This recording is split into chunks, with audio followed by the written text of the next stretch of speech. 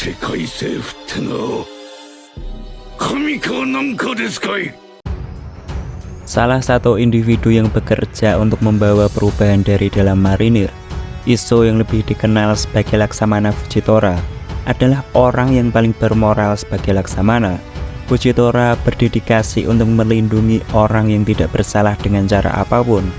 Dia begitu ketakutan dengan kejahatan yang dia lihat di dunia, sehingga dia dengan sengaja membutakan dirinya sendiri, dan sekarang berada di jalur untuk menanamkan cita-cita luhurnya tentang keadilan yang manusiawi.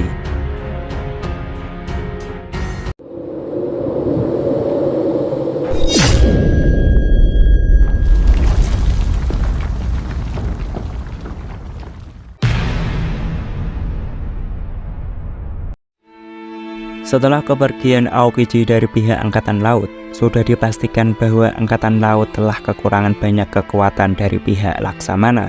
Setelah Akainu naik pangkat menjadi Admiral Angkatan Laut, Akainu tidak mau terlalu berlama-lama melihat kondisi Angkatan Laut yang kekurangan 2 orang.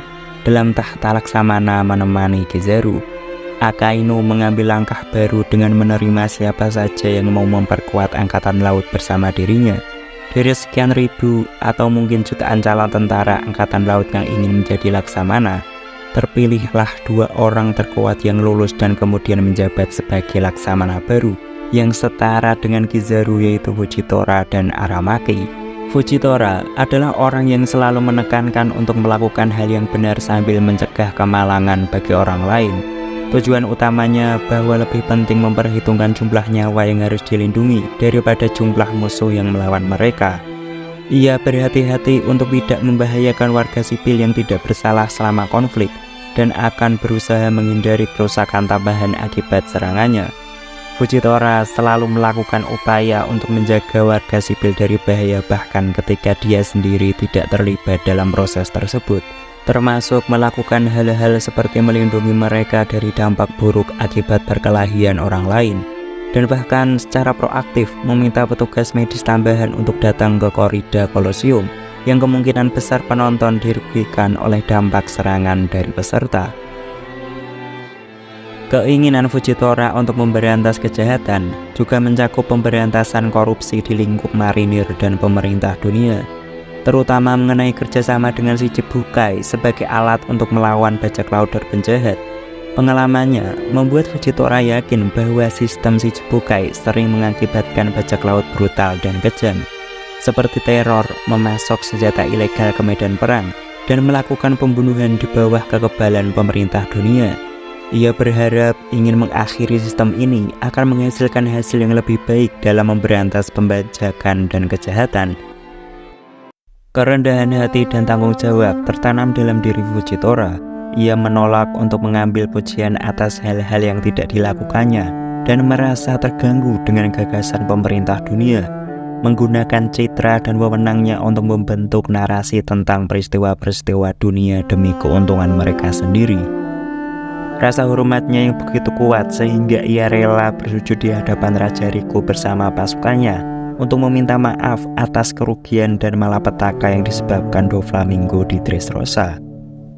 Karena tindakannya inilah telah menciptakan ketegangan dan konflik dengan rekan-rekan dan atasan, seperti Akainu sebagai Admiral Angkatan Laut terkejut dan marah dengan Fujitora atas permintaan maafnya kepada Riku, menyebabkan nilai-nilai mereka sebagai marinir bentrok dalam oposisi.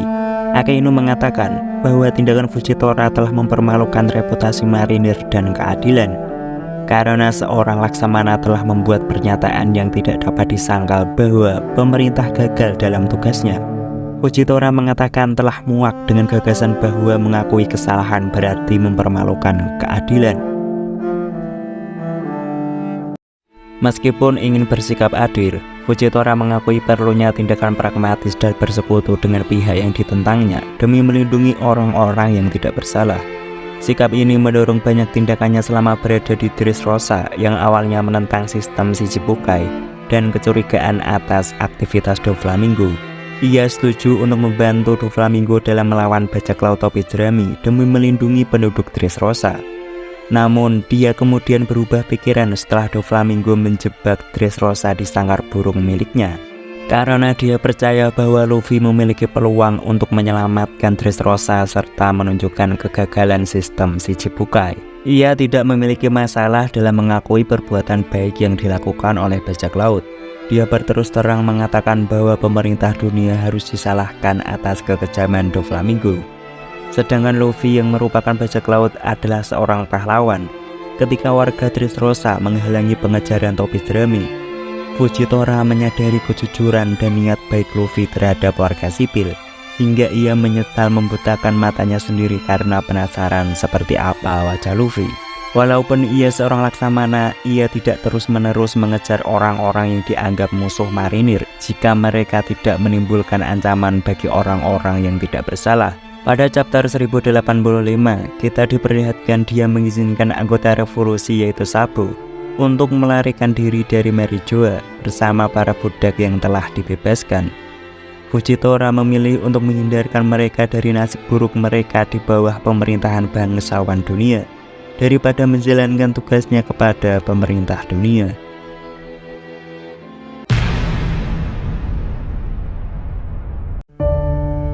Di dunia One Piece, keadilan dapat diringkas sebagai seorang penjahat yang menerima hukuman yang pantas mereka terima atas perbuatan jahat mereka. Berbagai macam hukuman dianggap dapat diterima oleh pemerintah dunia atas nama keadilan, termasuk pemenjaraan, perbudakan, penyiksaan, dan eksekusi. Pandangan klasik tentang bagaimana seorang penjahat harus menerima keadilan dianggap sebagai mata ganti mata, yang berarti hukumannya harus banding dengan kejahatan yang diperbuat. Misalnya hukuman untuk pembunuhan harus berupa eksekusi.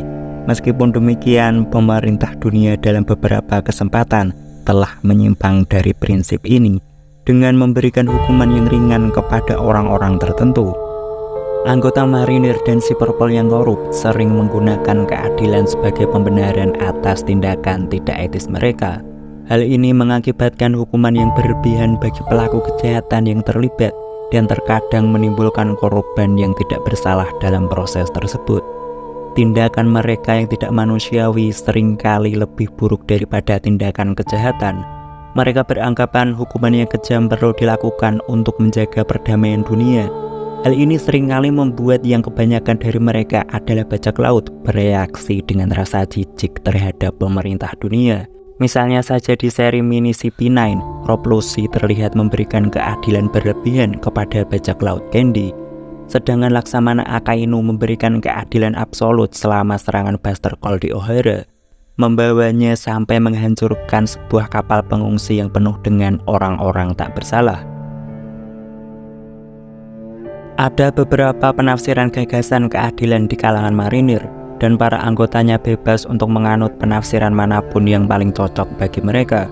Meskipun pemerintah dunia cenderung mendorong penafsiran keadilan mutlak, semua individu yang tercatat melakukan aktivitas ilegal atau tindakan kriminal dilaporkan ke markas besar marinir.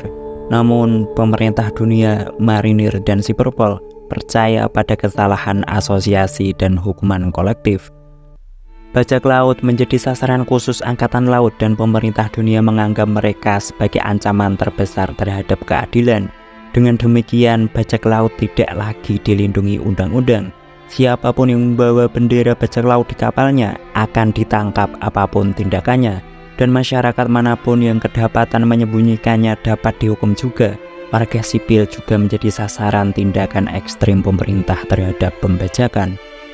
Meskipun marinir ingin menjaga hukum dan ketertiban dengan menangkap penjahat, metode hukuman yang mereka gunakan seringkali lebih buruk, yaitu dengan mengabaikan hak atau kebutuhan warga sipil dan hanya memikirkan tujuan mereka sendiri. Kegagalan aturan ini terbukti terus-menerus dan dalam banyak kasus berujung pada hal yang tidak diinginkan. Seperti contoh kota Freevance atau kota putih pernah terkenal dan makmur berkat produksi Amberlit. Sebenarnya pihak pemerintah dunia sudah melakukan pemeriksaan di kota putih dan mereka menemukan fakta bahwa apabila hanya digali maka tidak menimbulkan masalah. Tetapi apabila manusia sampai memegang Amberlit maka tubuhnya akan hancur. Tetapi pemerintah dunia dan Raja Negeri Kota Putih lebih memilih untuk merahasiakan fakta tersebut. Karena pemerintah dunia dan Raja Freevance tertarik dengan keuntungan yang dihasilkan dari perdagangan Amberlit. Belakangan, diketahui bahwa Amberlead menyebabkan penyakit keturunan yang lambat laun akan menurunkan umur setiap keturunan korbannya. Pemerintah dunia menyadari penyakit ini tetapi menolak bertindak karena keserakahan yang egois. Mereka juga sadar bahwa penyakit ini tidak menular, namun sebagai tanggapan atas kemarahan masyarakat, pemerintah dunia tetap menyatakan kota tersebut sebagai zona bahaya dan menempatkan kota tersebut di bawah karantina. Ketika warga di karantina memberontak, pemerintah dunia menembaki warga Flevance. Hal ini menyebabkan semua warga yang terinfeksi terbunuh, kecuali Trafalgar di laut. Doflamingo, meskipun mantan bangsawan dunia dan mantan Shichibukai, mempunyai pendapat mengenai apa yang bisa dan apa yang tidak adil. Tapi dia sendiri tampaknya tidak mempedulikannya karena dia percaya pada semacam relativisme moral. Ia berpendapat bahwa keadilan tidak memiliki standar yang mutlak, hanya ditentukan oleh mereka yang berkuasa. Selama perang Marineford, ia menyatakan bahwa pemenang perang pada akhirnya akan menjadi penentu keadilan.